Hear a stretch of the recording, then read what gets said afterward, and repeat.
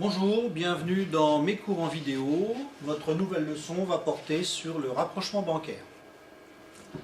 Alors, pour faire un état de rapprochement ou un rapprochement bancaire, il vous faut au minimum deux documents. Le premier document qui nous vient de la banque, bon, ici la Banque Populaire. Le deuxième document qui vient de votre comptabilité, le compte 512. La première chose que l'on va devoir faire, c'est de vérifier que les soldes de départ soient les mêmes. Si les soldes ne sont pas identiques, cela veut dire qu'il y aura un état de rapprochement précédent pour lequel il faudra tenir compte dans notre pointage. Là, on s'aperçoit que le solde à la banque au 1er mai est de 42 154,20 €, que l'on retrouve chez nous.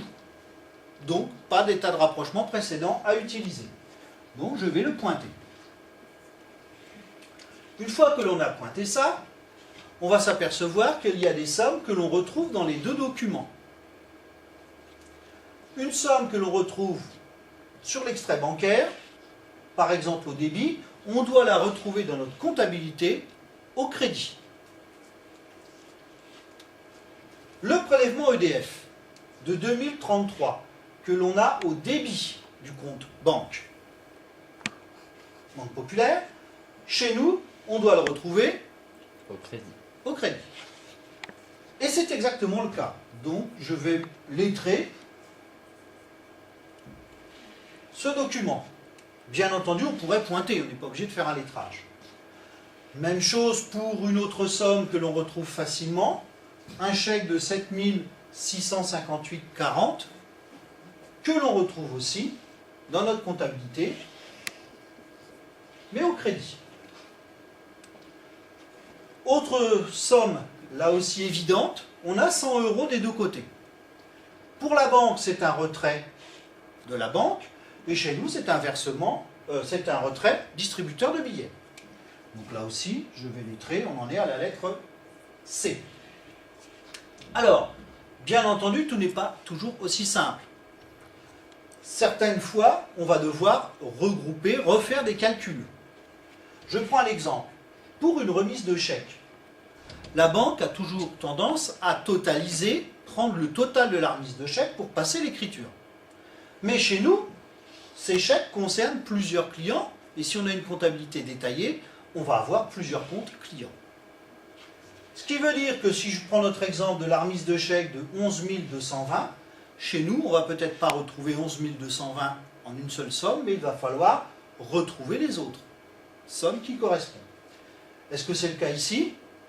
Oui. Voilà, on a un client Beaupin et un client en Nantou.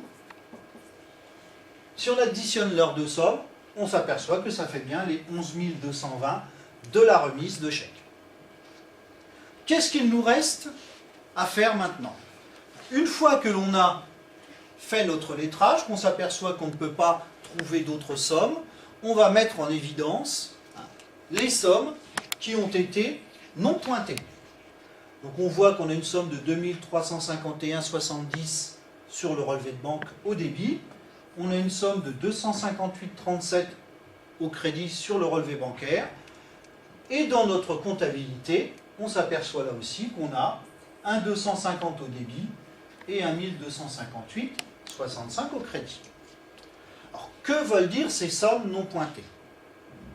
Tout simplement que le document sur lequel il se trouve, l'écriture a été passée, le document sur lequel il ne se trouve pas, l'écriture n'a pas été passée.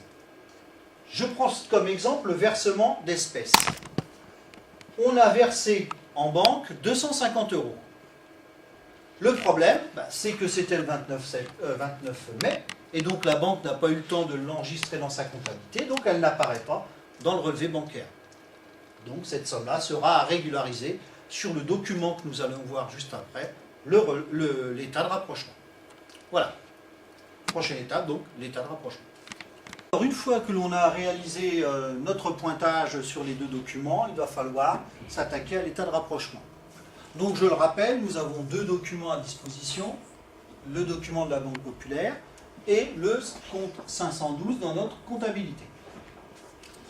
première chose à faire, c'est de recopier les soldes les plus récents des documents. Mais c'est vraiment un copier-coller, on les remet au même endroit. Pour la Banque Populaire, on va recopier dans la partie Banque Populaire. Donc le solde. Ce solde est au crédit, c'est bien un solde créditeur, donc je vais le prendre et puis je vais le recopier au crédit. Donc 41 489,22. Pour le 512, qui est ici, il y a indiqué que c'est un solde débiteur. Donc je vais le recopier au débit. Donc 42 573,90. Je vais remettre solde.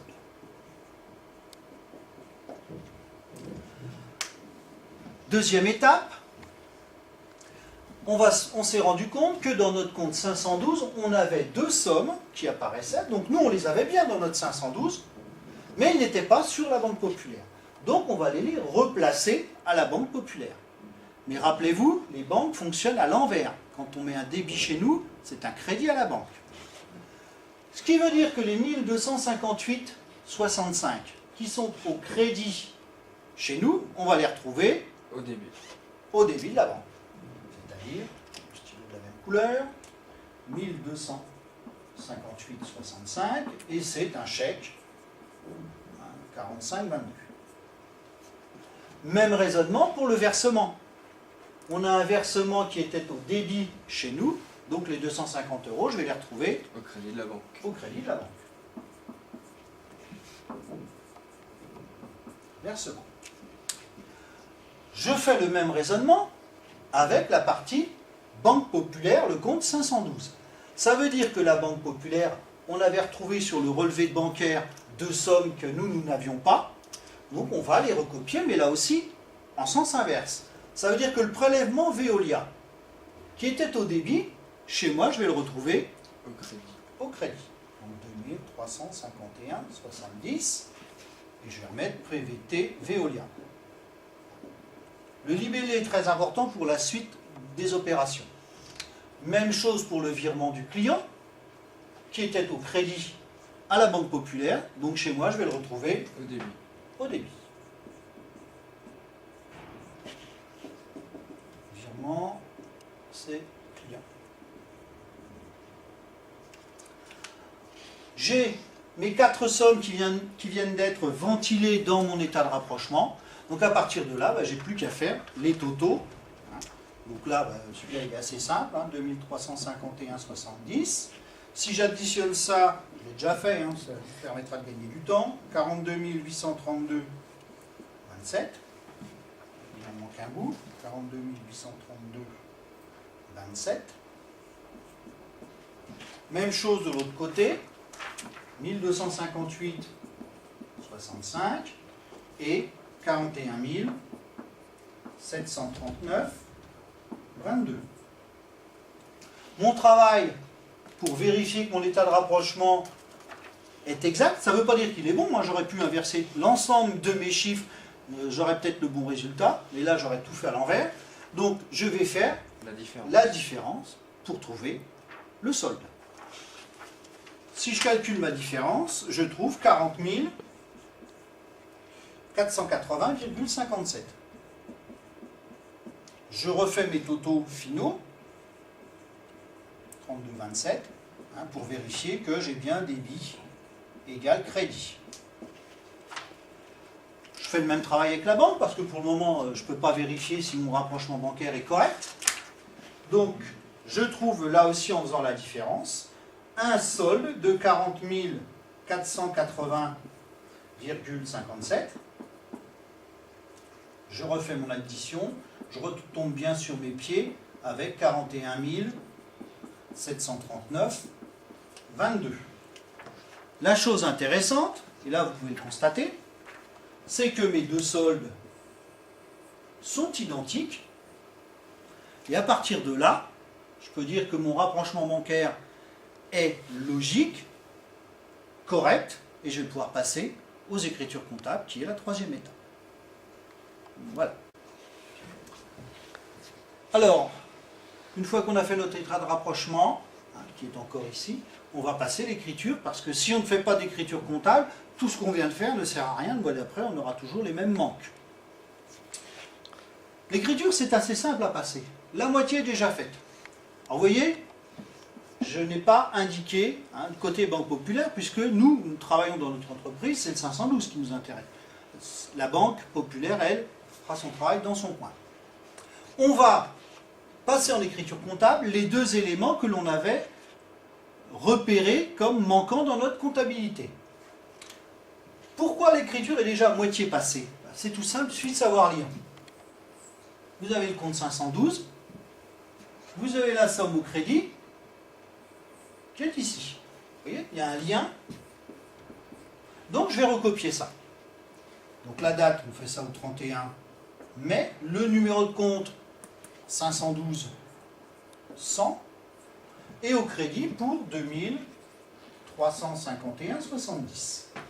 En libellé, on va le voir quand on va chercher le débit. Parce que bien entendu, en comptabilité, quand on met un débit, il faut mettre un crédit et un versement. Alors, comment trouver le compte qui va au débit? C'est tout bête là aussi. Si on a bien indiqué notre libellé, on se reporte au libellé et ça vous donne l'élément manquant, c'est-à-dire ici, le débit. Ça veut dire que c'est un prélèvement qui nous vient de Veolia. Donc Veolia nous a prélevé de l'argent. Donc généralement, les gens qui vous prélèvent de l'argent, quand ce n'est pas l'État, ce sont les fournisseurs. Les fournisseurs. Donc je vais mettre 401. Et puis si j'ai un compte détaillé, je mets VO pour Veolia. Le libellé, ça va être donc du coup le prélèvement Veolia.